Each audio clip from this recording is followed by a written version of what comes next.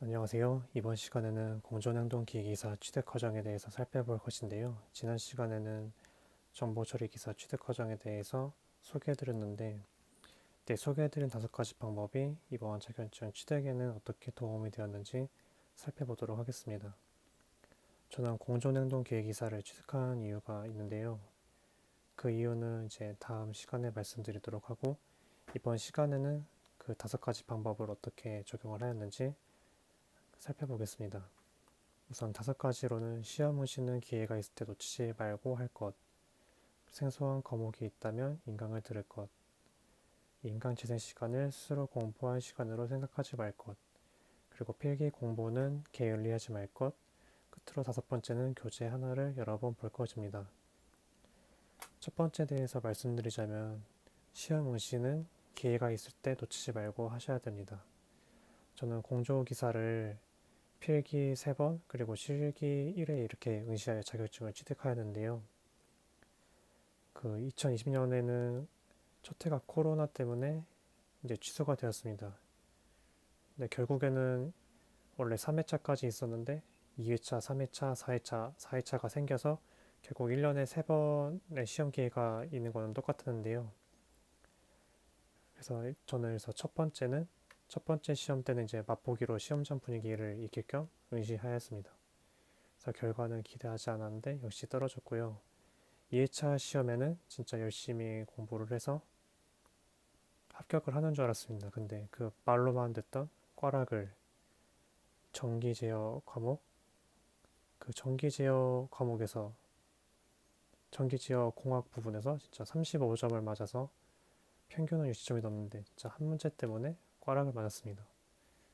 근데 이때가 3회차였어요. 3회차여서 마지막 기회였는데 저는 그냥 지금까지 공부를 한 게 아까우니까 내년에 보려고 계속 공부를 했습니다.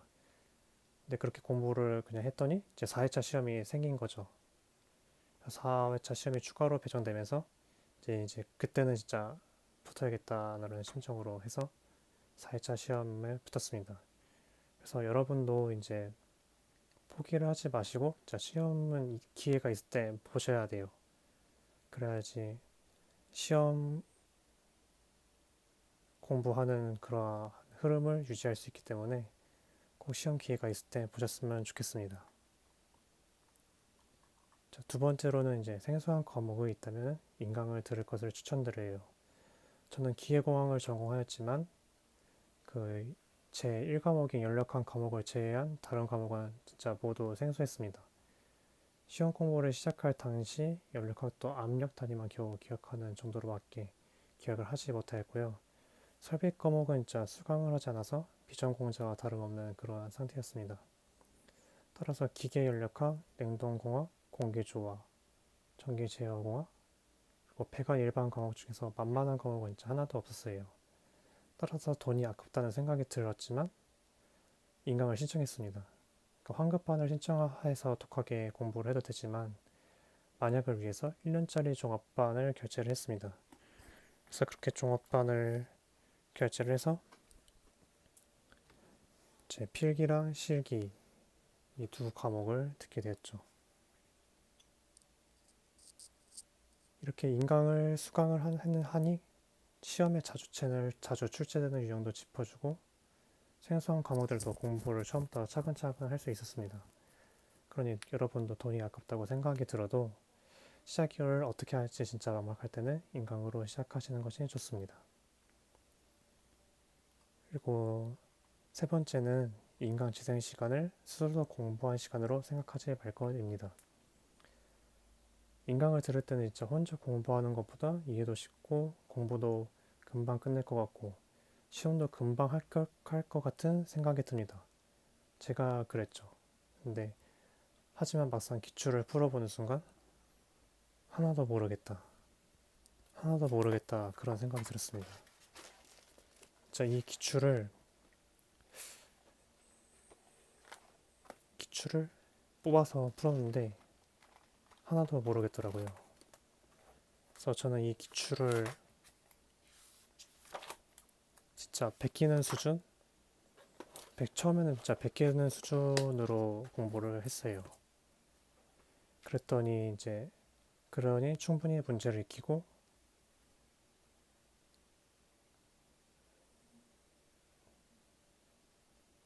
다시 시험을 보게 되었죠. 이때 중요한 것은 진짜로 문제를 많이 풀어보셔야 돼요. 손으로 익히고 다시 또 손으로 익히고 그러는 것이 중요합니다. 그리고 네 번째는 필기 공부를 게을리 하지 마셔야 됩니다. 다른 과목도 다르지 않겠지만 공존행동기획이사는 특히 필기시험과 실기시험의 연계가 많았어요. 특히 공기조화에서 부하 계산하는 문제 그 부분이 많이 나왔는데 이 부분은 필기에서 이론 공부를 착실히 하셨다면 손도를 이용한 문제풀이에 이제 집중을 할 수 있겠죠. 또한 작년에는 20년 4회차 그때는 기출에서 공학 단위보다 SI 단위로 많이 출제가 되었어요. 자, 단위 변화는 공학 단위와 마찬가지로 분모 분자를 맞춰서 나눈다라고 생각하셔서 풀면은 어느 단위가 나와도 어렵지 않게 푸실 수 있을 겁니다. 하지만 연습을 하는 게 좋겠죠. 끝으로 다섯 번째는 교재 하나를 여러 번 보는 것을 추천드립니다. 불안한 마음에 검색을 해보면 이 책이 좋다더라, 이 강사의 강의가 좋다더라 하는 내용이 많이 올라와 있습니다. 이러한 내용에 혹하면은 정말 어려워질 수가 있는 게 인지적 관점에서 내가 공부하던 책이 익숙하고 그 내용을 공부를 하는데 똑같은 내용을 공부를 하더라도 다른 책을 보면 생소합니다. 그래서 한번 보던 책과 강의를 계속해서 반복해서 보고 들으면서 자기 것으로 익히는 게 좋습니다. 여러분들도 그 앱 같은 거를 쓰시면은 지도 앱을 예로 들면 네이버 지도, 카카오 지도, 구글 지도 같은 게 있을 건데요. 여러분도 아마 다 쓰시는 분도 계시지만 자주 쓰시는 앱이 있을 거예요. 그게 더 쓰기 편하니까, 익숙해져 있으니까. 그러니 여러분들이 보고 있는 교재와 인강을 들으시면은 인강 그 강사본을 믿고 계속 복습을 해서 풀다 보면은 이제 어느 정도 예상할 수 있는, 그러니까 자기 점수를 예상할 수가 있습니다. 저의 경우도 이제 한 번 떨어졌지만 정확히는 두 번 떨어졌죠. 한 번은 맛보기로 본 거고 한 번은 이제 진짜 공부해서 떨어진 거고, 그래도 교재와 강의를 바꾸지 않고 더 철저히 복습을 했습니다. 복습을 했더니 이제 실기는 이제 한 번에 붙었죠. 그래서 제가 이렇게 해서 기사 자격증을 취득을 하게 되었습니다.